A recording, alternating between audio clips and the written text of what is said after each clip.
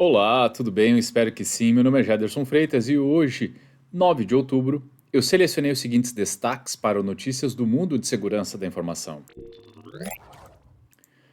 Agências revelam top 10 erros de configuração de cibersegurança. Hackers invadem a Agência Nacional de Águas e pedem resgate em bitcoins. E segurança para o trabalho híbrido. E eu começo com essa notícia que fala: agências revelam top 10 erros de configuração de cibersegurança. A Agência de Segurança Nacional, NSA, e a Agência de Segurança Cibernética de Infraestrutura CISA dos Estados Unidos publicaram um relatório com as 10 configurações incorretas de segurança cibernética mais comuns descobertas por suas equipes nas redes de grandes organizações. O documento também detalha quais táticas, técnicas e procedimentos operadores de ameaças usam para explorar com sucesso essas configurações incorretas com vários objetivos, incluindo obter acesso, mover-se lateralmente e direcionar informações ou sistemas confidenciais. As informações incluídas no relatório foram coletadas pelas equipes Red Team e Blue Team das duas agências durante as avaliações e durante as atividades de resposta a incidentes. As equipes avaliaram a postura de segurança de muitas redes em todo o Departamento de Defesa, Poder Executivo Civil Federal, governos estaduais, locais, tribais e territoriais, e o setor privado, disse a NSA. As avaliações mostraram como as configurações incorretas comuns, como credenciais padrão, permissões de serviço e configurações de software e aplicativos, separação indevida de privilégio usuário-administrador, monitoramento insuficiente da rede interna, má gestão de patches, coloca todos os americanos em risco, mas tem similaridade com vários outros países e organizações. As 10 principais configurações de rede mais predominantemente descobertas durante as avaliações das equipes Red e Blue Team e pelas equipes de Hunt e Resposta a Incidentes da NSA e da CISA incluem configurações padrão de software e aplicativos, separação inadequada do privilégio de usuário-administrador, monitoramento insuficiente da rede interna, falta de segmentação de rede, gerenciamento de patches ruim, desvio dos controles de acesso ao sistema, método de autenticação multifator fracos ou mal configurados, listas de controles de acesso insuficientes em compartilhamentos e serviços de rede, má higiene das credenciais e execução irrestrita de código. Como afirmado na assessoria conjunta, esses erros comuns de configuração retratam vulnerabilidades sistêmicas dentro das redes de inúmeras grandes organizações. Isso ressalta a necessidade de os fabricantes de software adotarem princípios de segurança por projeto, mitigando assim o risco de comprometimento. E eles seguem com várias considerações, e obviamente eu vou reduzir aqui porque a matéria é longa. As mitigações que teriam esse efeito, né, de melhorar esse cenário seriam eliminar credenciais padrão e configurações de proteção, desativar serviços não utilizados e implementar controles de acesso rigorosos, garantir atualizações regulares e automatizar o processo de aplicação de patches, dando prioridade a correções de vulnerabilidades conhecidas que foram exploradas, e reduzir, restringir, auditar e monitorar de perto as contas e privilégios administrativos. A matéria está muito interessante, pessoal, mas muito interessante mesmo. Então, a minha dica, né, se você quer um pouquinho além disso que eu li, do que eu comentei aqui, você pode acessar o portal cisoadvisor.com.br e ler essa matéria na íntegra. Hackers invadem a Agência Nacional de Águas e pedem resgate em bitcoins. A Agência Nacional de Águas e Saneamento Básico, ANA, ou ANA, foi invadida por hackers no dia 27 de setembro, que deixou vários sistemas indisponíveis. O ataque hacker tem impactado o trabalho de monitoramento da agência sobre a seca no Amazonas, a mais severa dos últimos 40 anos, e as chuvas no Rio Grande do Sul, que já causaram mais de 50 mortes. Rumores dão conta que os hackers pediram resgate em bitcoins, mas a ANA não se pronunciou sobre o pedido de resgate. No dia 5, a ANA informou em nota que alguns serviços foram retomados. São os casos do monitor de secas, ficha de campo e o portal de metadados no Sistema Nacional de Informações sobre Recursos Hídricos, ou SNIRH. A Agência Nacional de Águas e Saneamento Básico seguirá retomando gradualmente seus sistemas a partir de um ambiente seguro, acrescentou a agência. Serão priorizados, segundo a autarquia, sistemas transversais, como é o caso do sistema hidro, que é usado para o monitoramento de rios e chuvas. Um incidente bastante sensível, né, que causa aqui um prejuízo bastante grande, né, um serviço considerado crítico, que pode ter um nível considerável de prejuízo em virtude desse incidente. Não fica claro aqui exatamente qual foi a origem, aquilo que foi explorado, o que pode ser melhorado. De qualquer forma, a matéria anterior fala muito sobre os principais erros. E esses erros, eu sinceramente, por todos os incidentes e todos os fatos que tenho acompanhado nos últimos anos, se todo mundo seguisse aquelas sugestões, cuidasse daqueles problemas, sei lá, 70, talvez 80% dos incidentes que temos visto no mercado não aconteceriam. E na última matéria de hoje, divulgado no portal minutodaseguranca.blog.br, segurança para o trabalho híbrido. Aqui estão 5 dicas para as organizações que estão prontas para analisar profundamente a segurança de seus dados em um novo ambiente de trabalho híbrido.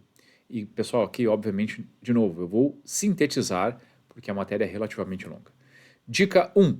Aceite que os ativos da empresa sejam usados para fins particulares. O modelo de trabalho híbrido traz muitos benefícios para o funcionário. Ele reduz muito tempo perdido em deslocamentos, permite um equilíbrio muito melhor entre vida pessoal e profissional, faz com que você se sinta confiante e motivado a tomar iniciativas e muito mais. No entanto, do ponto de vista prático, isso geralmente significa ter que instalar mais de um computador em seu ambiente doméstico atual. Muitos funcionários decidem que não é prático ou é muito caro ter 2 computadores, um para o trabalho e outro para fins particulares, e acabam desistindo de seus próprios dispositivos usando a mesma configuração para ambos. O empregador pode limitar o uso do computador de trabalho como dispositivo pessoal, aplicando um controle rigoroso, limitando o acesso a sites de mídia social e muito mais. No entanto, em alguns casos, o acesso às redes sociais também é necessário para fins de trabalho, e o controle extensivo representa uma grande carga de trabalho para o já sobrecarregado departamento de TI. Esse extenso controle de endpoint de confiança zero também deixa os funcionários insatisfeitos. Portanto, a maioria das empresas aceita o fato de que o dispositivo de trabalho também é usado para acessar recursos privados após ou mesmo durante o horário de trabalho. Do ponto de vista de segurança cibernética, a maioria das organizações protege os ativos da empresa, limitando os recursos de instalação de software. Os usuários não podem instalar nada por conta própria ou ter uma biblioteca de software aprovada pelo empregador. O computador também é protegido por software antivírus e anti-malware e se conecta aos ativos da empresa usando uma rede privada virtual confiável. No entanto, muitas empresas se esquecem de que nenhuma dessas medidas tem qualquer efeito sobre a proteção de dados confidenciais. Bom ponto. Dica 2. Não caia na falsa sensação de segurança na nuvem. Os ambientes de trabalho híbridos atuais tornam o apelo das nuvens ainda maior do que antes. Mover os ativos e aplicativos da empresa para a nuvem significa que não há mais necessidade de manter uma presença contínua de TI em sua própria sala de servidores nos escritórios da empresa. Não há necessidade de gerenciar conexões VPN entre os funcionários remotos e a infraestrutura da empresa, e você pode economizar muito em custos de manutenção de hardware, segurança de rede e muito mais. Muitas vezes as organizações acreditam que o provedor de nuvem protegerá seus dados e sistemas, o que causa uma falsa sensação de segurança. Na maioria dos casos, as nuvens fornecem apenas a infraestrutura para os aplicativos da empresa e as medidas de segurança relacionadas somente a essa infraestrutura. Isso significa que, quando se trata de proteger seus dados, a mudança para a nuvem geralmente não melhora a sua segurança e potencialmente tem o efeito oposto de entorpecer seus sentidos. Dica 3. Não subestime o uso de cartões de memória USB.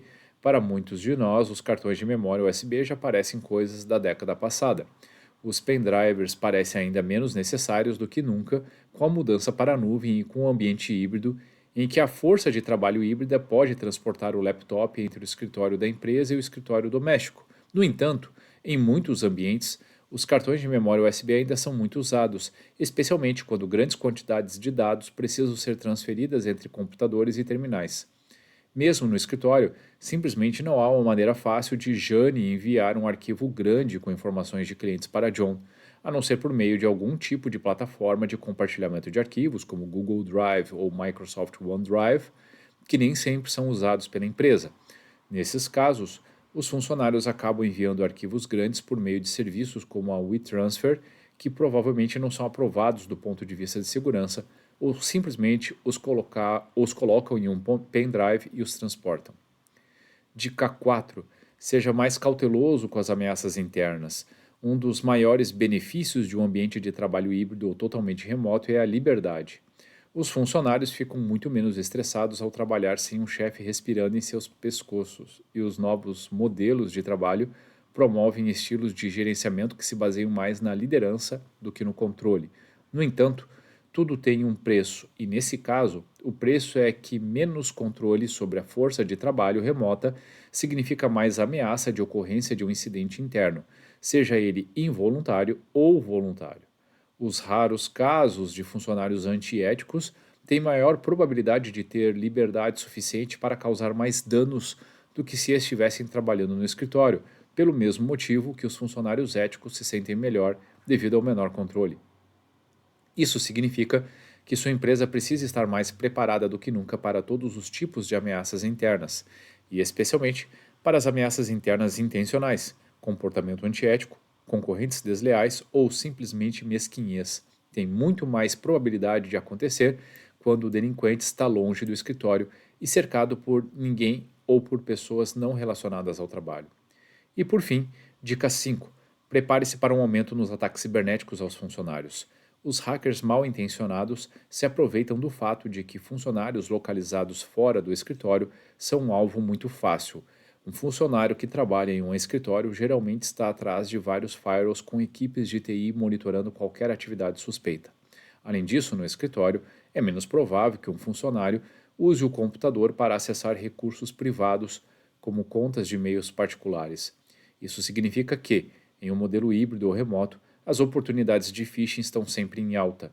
Ao trabalhar fora do escritório, é mais provável que um funcionário clique em um e-mail de phishing sem antes pedir conselhos a um colega da informática, que esteja por perto, ou até mesmo de um colega sentado na mesa ao lado. Se essa tentativa de phishing for bem sucedida, é provável que o criminoso tenha acesso a informações confidenciais pertencentes a uma empresa e localizadas no mesmo computador.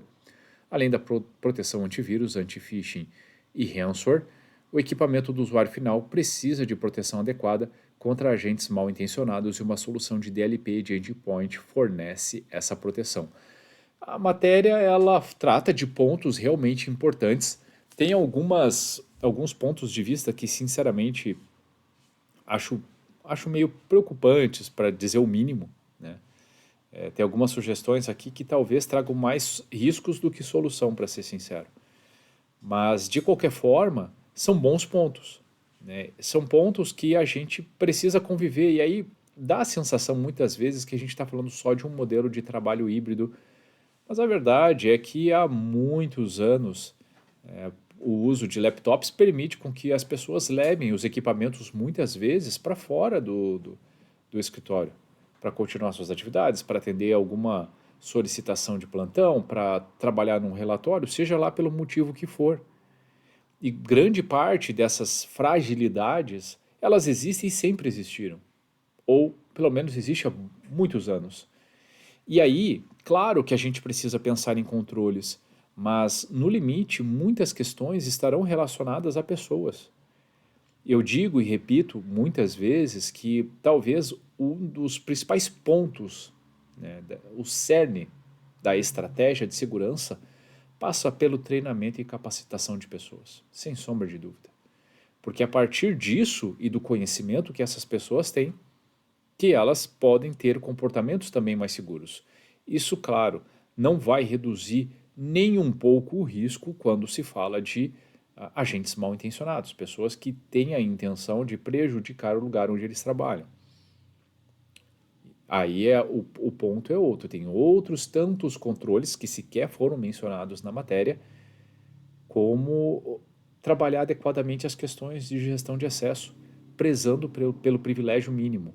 E claro, trabalhando fortemente com as questões ligadas a monitoramento, principalmente de comportamentos anômalos, para identificar desde o primeiro momento algum evento que possa representar um risco ou representar um incidente e, sendo possível, contê-lo.